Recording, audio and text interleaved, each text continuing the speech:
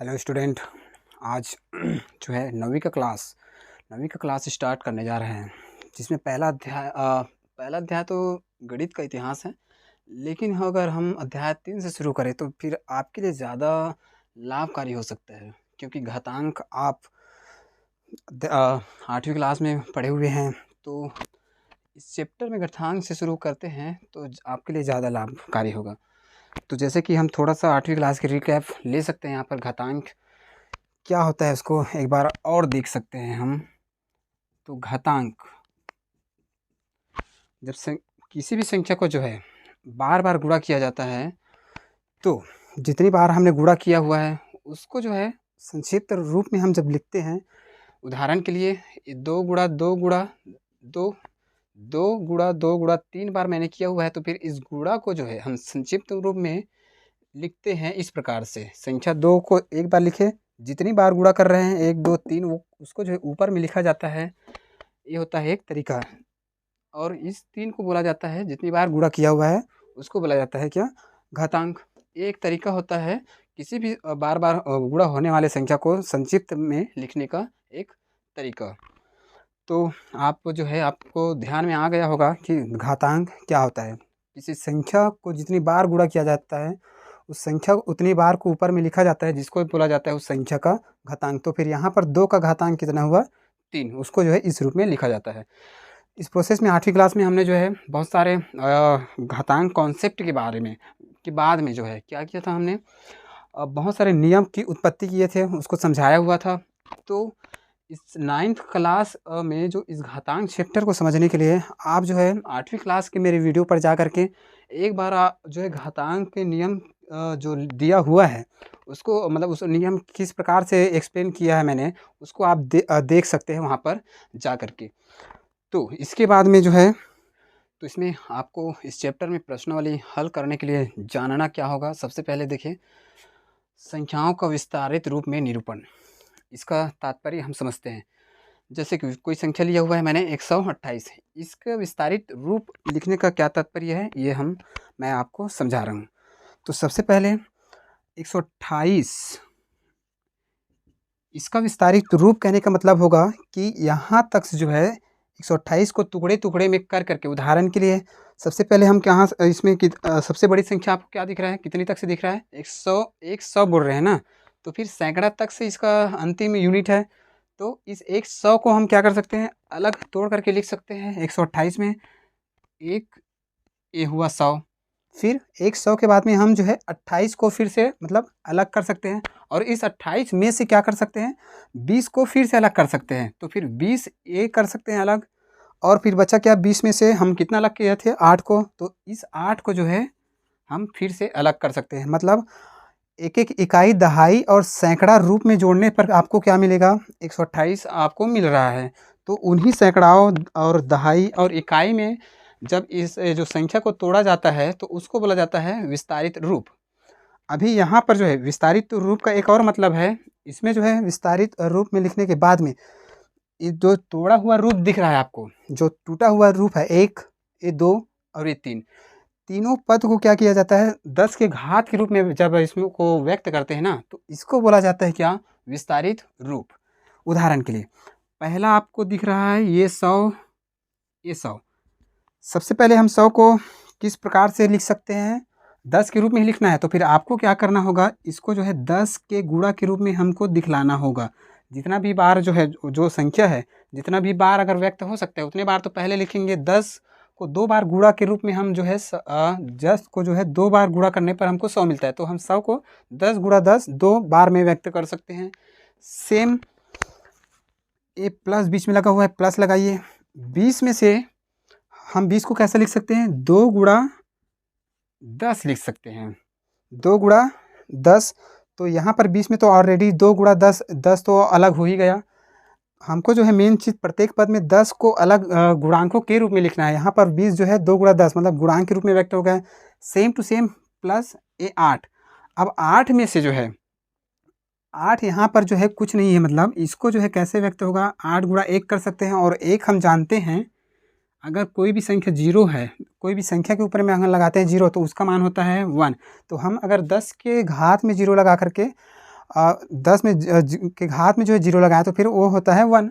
तो हम जो है इस 1 की जगह में क्या लिख सकते हैं, 10 की घात 0 के रूप में इस 1 को व्यक्त कर सकते हैं। 10 की घात ये हुआ 0। तो यहाँ पर प्रत्येक पद को हम जो है क्या कर सकते हैं, 10 के गुणांकों में तोड़ सकते हैं। अब आगे की ओर देखो, 10 गुणा 10 2 बार है, इसको कैसा लिखेंगे घातांक के नियम से, 10 के घात 2 प्लस ये तो अपने 10 के घात 10 के रूप में टूटा हुआ ही है, तो इसको तो जैसा का तैसा लिखेंगे। 10 गुणा 10, यहाँ पर 10 की घात 2, यहाँ पर 10 की घात 1 और यहाँ पर दिखेगा आपको 10 की घात 0। तो जो टूटा हुआ रूप रहेगा संख्या का, उसमें जो है घातांक 10 के घातांक जो है घटते हुए क्रम में आपको दिखाई देगा।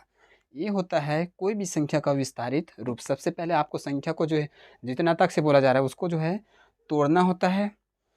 इकाई से शुरू करेंगे, फिर दहाई में टूटेगा, फिर सैकड़ा तक से। अगर जो है 1000 की संख्या है तो फिर 1000 तक से आएगा। एक और उदाहरण देखते हैं, 1000 वाले का उदाहरण ले लेते हैं, 2320। सबसे पहले उच्चारण पर ध्यान दीजिए, मैं इसको क्या बोल रहा हूँ, 2320।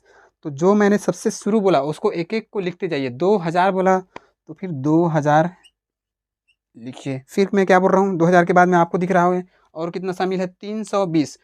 तो 2000 के जस्ट निचला वाला यूनिट का है, 100 का है। कितना 100 का है, 3 का, इसलिए आप इसको जो है 300 लिख देंगे। फिर 300 के बाद में और कितना दिख रहा है आपको संख्या, उसमें 20 और शामिल है। 20 जो है आपको दहाई के रूप में दिखेगा। यहाँ पर अंक जो है 4 दिख रहा है, यहाँ पर 3 दिख रहा है, यहाँ पर 2 दिखेगा, क्योंकि यहाँ पर जो है 20 जो है 2 अंकों से बनेगा। ये हुआ 20।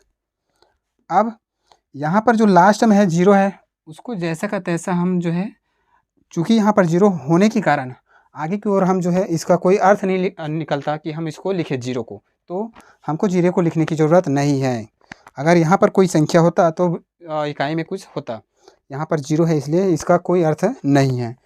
अब जैसे यहाँ पर 20 को मैंने 2 गुणा 10 के रूप में तोड़ा हुआ था, आप भी उसको जो है 10 के घातांकों के रूप में व्यक्त कीजिए।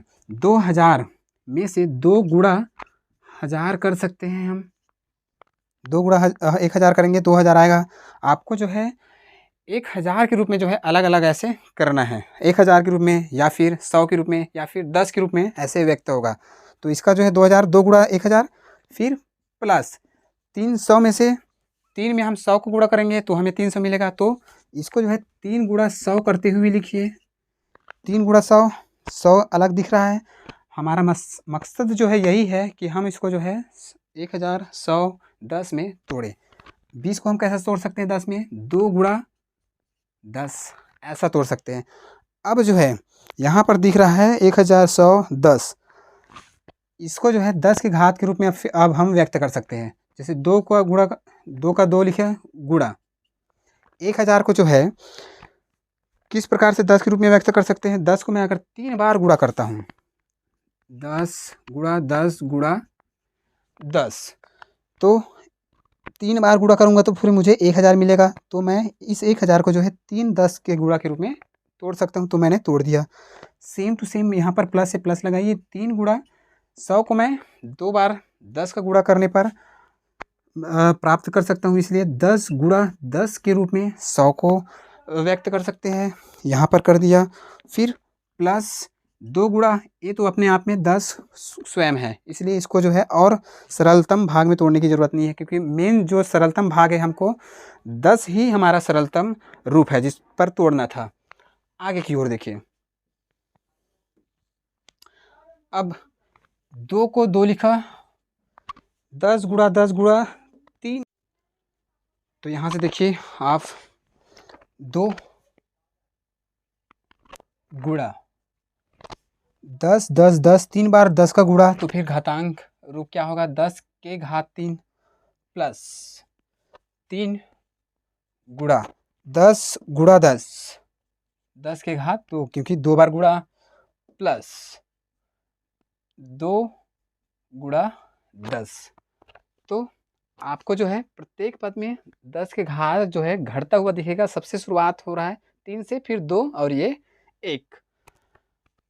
अब आप देखेंगे इस विस्तारित रूप में एक चीज़ पाएंगे कि जो विस्तारित रूप है सबसे अगर कोई 3 अंकों वाला है, 3 अंकों वाला है, तो उसमें जो 10 के घात जो है शुरुआत कहाँ से होगा? 2 से होगा। 2 फिर 1 फिर 0।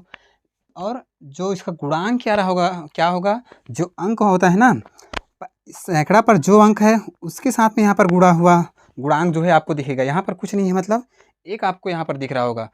ये 1 हुआ, प्लस फिर जो नेक्स्ट पद है, नेक्स्ट पद 2 से 1 हुआ, और जो है गुणांक किसका दिखेगा? ये यहाँ पर जो अंक दिख रहा है ना, वो यहाँ पर दिखेगा।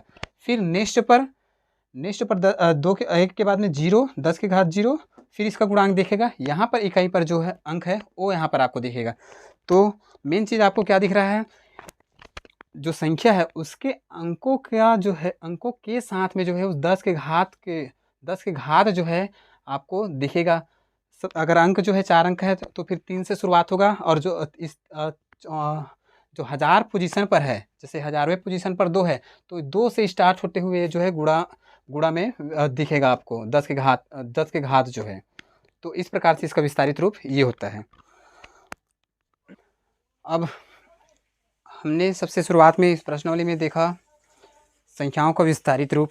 अब आपको पढ़ना चाहिए संख्या का मानक रूप में निरूपण। हम जो है अब जानेंगे इस संख्या का मानक रूप क्या होता है। तो जैसे कि मैं यहाँ पर लिखा हुआ है, लिख दिया है कि संख्या का मानक रूप क्या होता है, उसके परिभाषित कर दिया है मैंने। देख सकते हैं, संख्या के मानक रूप में निरूपण से तात्पर्य उसको एक अंक के गुणांक के साथ 10 के घात के रूप में व्यक्त करना होता है। ये होता है संख्या का मानक निरूपण। उदाहरण के लिए संख्या के मानक रूप, तो कोई संख्या हम ले लेते हैं, संख्या का मानक रूप व्यक्त करना है। तो जैसे कि मैंने ले लिया ये 100, ठीक है, आपको दिख रहा है 100 यहाँ पर दिख रहा है। अब जो है ये संख्या है, इसको जो है हमको क्या करना है, कोई अंक इसमें शामिल हो सकता है। जैसे 1 2 3 ये अंक होता है, गुणांक के रूप में 1 2 3 ये होगा, और उसके साथ में क्या होगा, 10 के घात के रूप में और संख्या प्रदर्शित होगा। तो वो हो जाएगा क्या? संख्या का मानक रूप में निरूपण। यहाँ पर ये 100 संख्या है, इसको कैसे व्यक्त कर सकते हैं? 100 को मैं लिख सकता हूँ 10 गुणा 10, तो 2 बार 10 का गुणा, इसलिए घातांक के रूप में 10 के घातांक के रूप में 2 दिख रहा है। तो यहाँ पर हम क्या देख पा रहे हैं, 100 को मैं 10 के घात के रूप में व्यक्त कर दिया। तो ये होता है मानक निरूपण। ये होता है मानक निरूपण। किसका मानक निरूपण हुआ? इस 100 संख्या का, संख्या 100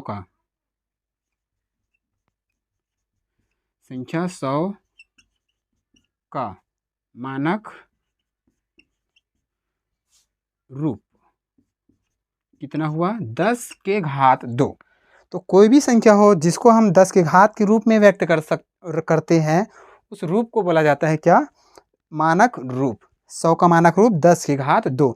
और रही बात गुणांक की, यहाँ पर गुणांक का क्या तात्पर्य है? 10 के घात में कोई गुणांक रहेगा, यहाँ पर कुछ नहीं है, मतलब यहाँ पर क्या है? 1 है। तो यहाँ पर गुणांक क्या दिख रहा है? 1 दिख रहा है, और 10 के घात 2 दिख रहा है। तो आप इस परिभाषा के अनुसार इसको जो है समझ सकते हैं।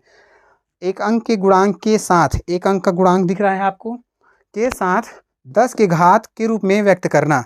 एक अंक के गुणांक के साथ में आपको 10 के घात के रूप में व्यक्त करता हुआ दिख रहा है आपको। तो ये क्या हुआ? मानक निरूपण। ये होता है 100 का मानक निरूपण। देख सकते हैं 100 का मानक निरूपण क्या हुआ? 10 के घात 2। एक यहाँ पर है, एक को लिखने की जरूरत नहीं होती। यहाँ पर अगर देखूं 200। अब यहाँ पर आप देखेंगे इस 200 को जो है, जो अगर कोई अंक आपको दिखे 100 के अलावा, तो उसको जो है सबसे पहले आप तोड़िए। जैसे 200 दिख रहा है, तो इसमें कितने 100 है? 2। तो 2 को अलग कर दीजिए, 2 गुणा 100 करते हुए। अब बराबर 2 को 2 रखने दीजिए, 2 को 2 रखने दीजिए। फिर 100 को किस प्रकार से व्यक्त कर सकते हैं आप देखें, 10 के घात 2। तो अब यहाँ पर फिर से आप देख सकते हैं 200 को जो है यहाँ पर 10 के घात 2 दिख रहा है और गुणांक में दिख रहा है 2। तो हम फिर से क्या कर दिया, 200 को 10 के घात के रूप में व्यक्त कर दिया और साथ ही साथ में आपको क्या दिख रहा है, गुणांक के रूप में 2 दिख रहा है। तो फिर से 200 का मानक रूप क्या हुआ, 2 गुणा 10 की घात 2। ये हुआ फिर से मानक रूप। तो नेक्स्ट मैं आपको समझाने जा रहा हूँ कि मानक रूप में व्यक्त करना है। छोटी संख्या है तो आप अंदाज़ा लगा पाएंगे कि 100, जैसे 100 जो है सरल होता है, हमारे दिमाग में रहता है, उसको जो है हम अंदाज़ा लगा सकते हैं कि 10 गुणा 10 करने पर 100 प्राप्त होता है। तो हम उसको 10 के घात 2 के रूप में लिख सकते हैं। लेकिन जब संख्याएँ जब बड़ी हो जाएगी तब हमारे दिमाग में वो चीज़ें नहीं रहता कि वो जो है कितने बार 10 को गुणा करूँ तो उस संख्या को प्राप्त कर सकते हैं। तो इसके लिए प्रक्रिया क्या होती है, 10 के रूप में व्यक्त करना है तो प्रक्रिया क्या होनी चाहिए, इसको मैं बता रहा हूँ। तो सबसे पहले देखिए, मैं सबसे छोटा एग्जांपल 100 से ही स्टार्ट कर रहा हूँ। इसके लिए प्रक्रिया के थ्रू लेकर के आ रहे हैं। हम इसको 100 को जो है 10 गुणा 10 लेकर के आएंगे। प्रक्रिया क्या होगा, 10 गुणा 10 आना चाहिए। तो सबसे पहले जिसको आप कर रहे हैं 10 के रूप में व्यक्त करना है सभी संख्या को, तो उस संख्या को सबसे पहले यहाँ पर लिखे 100 को करना है, 100 को यहाँ पर लिखा। अब मुझे 10 के रूप में व्यक्त करना है, मानक रूप वही होता है। तो उस संख्या से 10 से हमको जो है उस संख्या को भाग देना है और भाग देते देते जो है जब तक से संख्या जो है एक अंक में नहीं मिल जाता तब तक से हमको भाग देते जाना है। चलिए देखते हैं फिर। 100 को 10 से भाग देंगे, कितने बार में जाएगा, जो भागफल आते जाएगा उसको नीचे आप लिखते जाएंगे। 10 दहम 100 10 बार में जा रहा है, इसलिए भागफल 10 को नीचे लिखिए।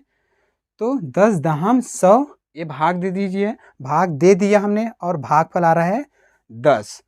हमको जो है एक अंक प्राप्त करना है। यहाँ पर 10 2 अंक है, हमको जो है एक अंक कैसे प्राप्त कर सकते हैं, अब फिर से आपको जो है 10 से ही भाग देना है। फिर से 10 को भाग देंगे आप, 10 एकम 10।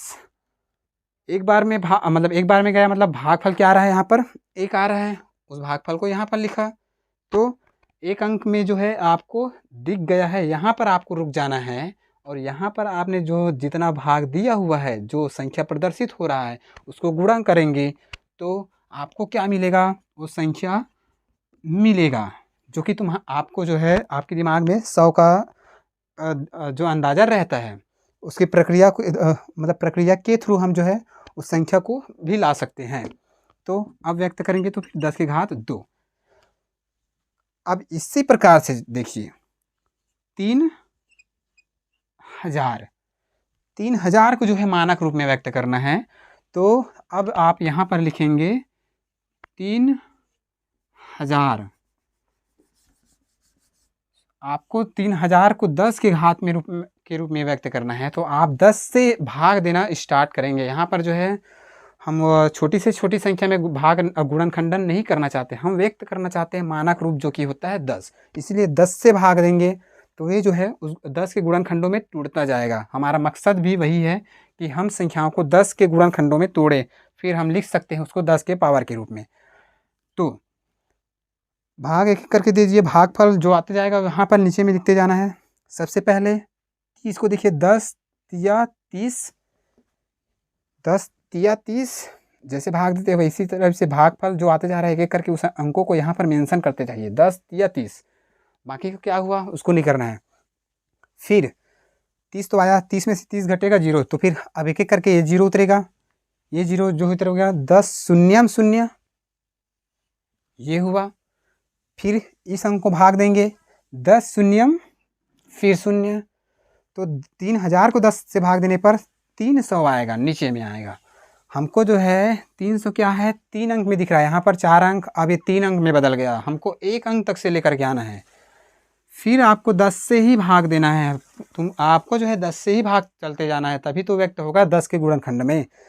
फिर से 10 तिया 30, 10 तिया 30, ये दोनों 30 भाग हो गया 3 बार में। अब ये अंक बच रहा है 0, 10 शून्यम 0, 300 का भागफल 30। जब अभी भी 2 अंक है, आपको क्या करना है, 1 अंक लाना है। फिर से 10 से भाग देंगे, 10 तिया 30, अब जो भाग आ रहा है भागफल आ रहा है 3 आ रहा है, जो कि 1 अंक में है। 3 सिर्फ सिंगल अंक है। यहाँ पर आपको रुक जाना है, यहाँ पर आपको रुक जाना है। और ये जो संख्या यहाँ तक से दिख रहा है उसको गुणा करोगे, और लास्ट में जो अंक आया है उसको गुणा करोगे ना, तो यही संख्या मिलेगा। तो आपको 3000 देख लीजिए आप। सबसे पहले लास्ट में आया हुआ है उसको पहले लिख लीजिए, 3 गुणा फिर 10 कितने बार है 1, ये दूसरा और ये तीसरा करके देख लीजिए। 10 गुणा 10 100, 100 गुणा 10 1000, 1000 गुणा 3 3000। तो वही संख्या आपको इन संख्याओं को गुणा करने पर मिलेगा। तो अब आप जो है देख पा रहे हैं 3000 को हमने जो है 10 10 के रूप में व्यक्त कर दिया, और आपको एक गुणांक दिख रहा होगा। तो 3 गुणांक को सिंगल रखने देना है। हमने आपको परिभाषा में बताया हुआ था, आपको जो है 10 के गुणांक के रूप में कोई ना कोई अंक दिखेगा। वही चीज़ 3 यहाँ पर दिख रहा है, वो गुणांक जो है गुणा 10 कितने बार आपको दिख रहा है गुणा करता हुआ 3 बार। तो घातांक के नियम से क्या हो जाएगा 10 के घात 3। तो 3000 का मानक रूप आपको दिख रहा है क्या, 3 गुणा 10 के घात 3। ये हुआ मानक रूप, ये आपका हुआ मानक रूप।